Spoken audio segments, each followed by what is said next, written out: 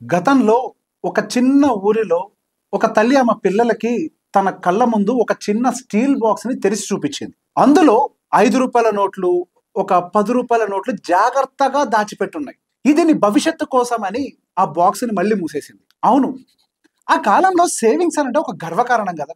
ఎవరైనా అడిగితే మా దగ్గర ఒక ఎఫ్డి ఉంది, చిన్న సేవింగ్స్ ఉన్నాయి, ఎమర్జెన్సీ వస్తే ఉపయోగిస్తామని సంతోషంగా చెప్పేవాడు. కానీ ఇప్పుడు సేమ్ సిచ్యువేషన్ ఒకసారి తిరిగి ఊహించుకోండి. అదే తల్లి ఈసారి ఒక అల్మరా తలుపు తీస్తుంది, కానీ బాక్స్ మాత్రం ఖాళీగా ఉంటుంది. కళ్ళల్లో ఒక టెన్షన్. ఎందుకంటే శాలరీ వచ్చింది, కానీ 2 వారాల్లోనే కరిగిపోయింది. గ్రాసరీ బిల్స్, పిల్లల స్కూల్ ఫీజులు, రెంట్స్, ఈఎంఐలు అన్ని పే చేశాక చేతిలో మిగిలేది 0. ఈ భయంకర నిజాన్ని స్టాటిక్స్ కూడా మనకి క్లియర్ గా వివరిస్తున్నాయి. ఇండియన్ హౌస్ హోల్డ్ సేవింగ్స్ 2021లో జీడిపిలో దాదాపుగా 11.5% ఉండేవి. కేవలం 2 సంవత్సరాల్లో అవి సగానికి తగ్గిపోయాయి. 5.1% కి పడిపోయింది. ఇది 50 years లో వర్స్ట్ సేవింగ్స్. ఒకప్పుడు సేవింగ్స్ మన దేశానికి బ్యాక్ బోన్ అయితే, ఇప్పుడు మన కంట్రీ సేవింగ్స్ ని కోల్పోతుంది అని అంటే అది డెఫినెట్ గా ఒక రెడ్ ఫ్లాగ్. కానీ ఎందుకు ఇలా జరుగుతోంది? ఎందుకంటే కరోనా తర్వాత లివింగ్ ఎక్స్పెన్సెస్ విపరీతంగా పెరిగిపోయినాయి. ఒక ఎంప్లాయీ శాలరీ పెరగకపోయినా వెజిటేబుల్ కాస్ట్ మాత్రం డబల్ అయిపోతున్నాయి.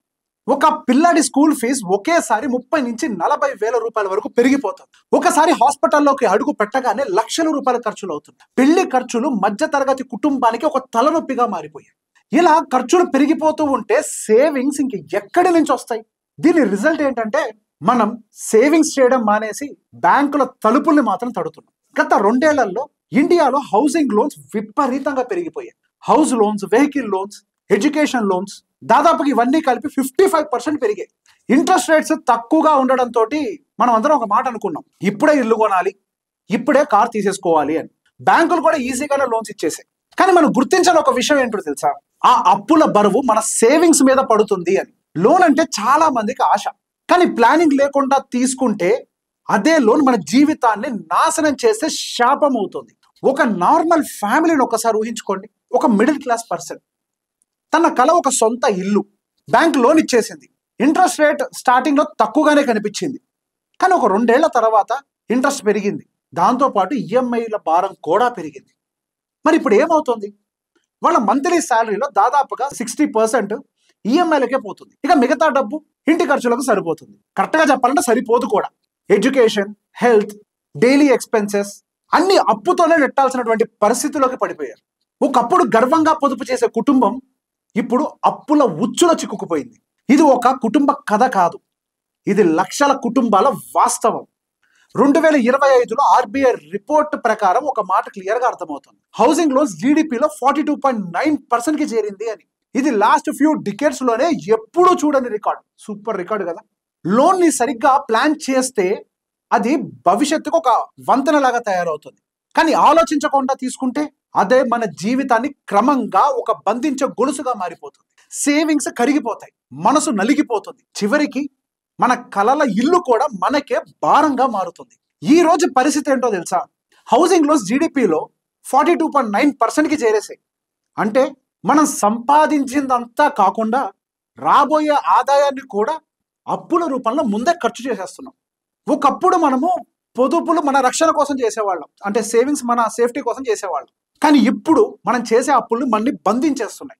ఈ ఇంపాక్ట్ ఎక్కువగా మన ఇంట్లో ఆడవాళ్ళ మీద పడుతుంది. ఆ ఇంటి ఖర్చుల మధ్యలో వారు దాచుకునే ఆ చిన్న చిన్న సేవింగ్స్ ఇప్పుడు మనం తీసుకునేటువంటి లోన్స్ యొక్క ఇంట్రెస్ట్లకి మాత్రమే వెళ్ళిపోతున్నాయి. యువతలో భయం పెరిగిపోతుంది. జీతం వస్తుంది, కానీ మిగిలేది మాత్రం ఏమీ లేదు. సేవింగ్స్ ఎలా అని ఒక భయం ఉంది. ఇది కేవలం ఒక వ్యక్తిగత సమస్య మాత్రమే కాదు, ఇది ఒక దేశ భవిష్యత్తుకు సంబంధించిన సమస్య. అయితే దీనికి అసలు సొల్యూషనే లేదా? డెఫినెట్ గా ఉంది. గవర్నమెంట్ కూడా తన వంతు ప్రయత్నం అయితే ఆల్రెడీ మొదలు పెట్టేసింది. ఉదాహరణకి మొన్న 2025 బడ్జెట్ లో 12 లక్షల లోపు ఉండేటువంటి ఇన్కమ్ పైన ట్యాక్స్ ని మాఫీ ఇచ్చేసింది. మధ్య తరగతి వాడికి ఒక ఊరటని ఇచ్చేసింది. జిఎస్టీని తగ్గించడానికి సిద్ధమైంది. ఇంట్రెస్ట్ రేట్స్ అంటే వడ్డీలను కూడా తగ్గించేస్తుంది బ్యాంకుల దగ్గర నుంచి. కానీ అసలు మార్పు మొదలవ్వాల్సింది మన ఇళ్ల దగ్గర నుంచి. ఎంత చిన్న మొత్తమైనా పర్వాలేదు, సేవింగ్స్ అనేది మళ్ళీ మనం తిరిగి అలవాటు చేసుకోవాలి.